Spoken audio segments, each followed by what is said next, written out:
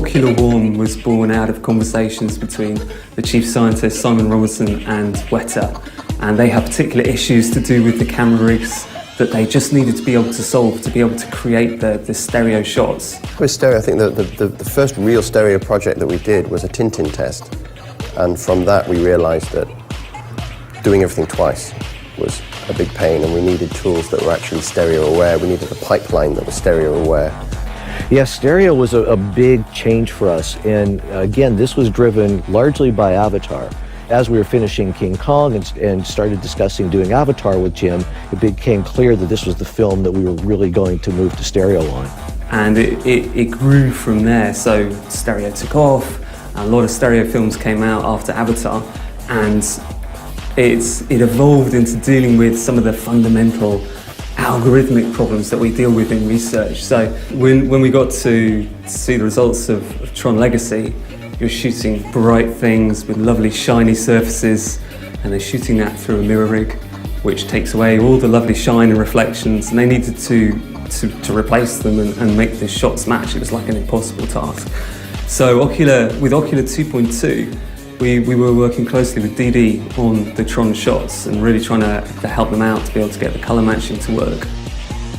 So we had a lot of feedback from Pixamondo on Hugo on their use of Ocular 2 and what they needed to work for Ocular 3. So that really drove how we needed to change the nodes, the plugins, and improve the usability.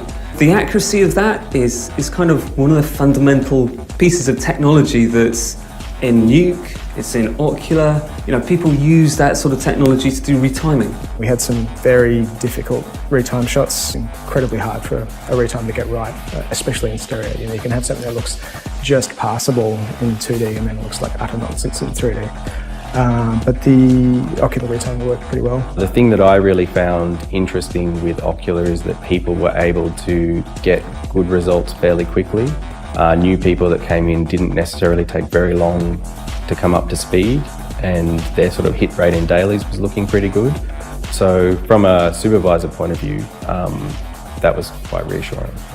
We are actually restoring right now a film from Norman McLaren that he did in 1951 and 1952. They are, in the book, they are the first stereoscopic animated short ever made. And with the restoration, we have film shrinkage. There's also timing problems that are related to the way they made the film in 3D in 51. Sometimes I have one eye that is sharp, the other eye that is blurry. I have timing problem, and I really have to go shot by shot and sometimes almost frame by frame to figure out which eye is the best and do the fix according to the best eye. You know, that's one of the really exciting things about working at the Foundry and working on things like Ocular, because you get to talk to people who are using those tools in ways you've never seen before.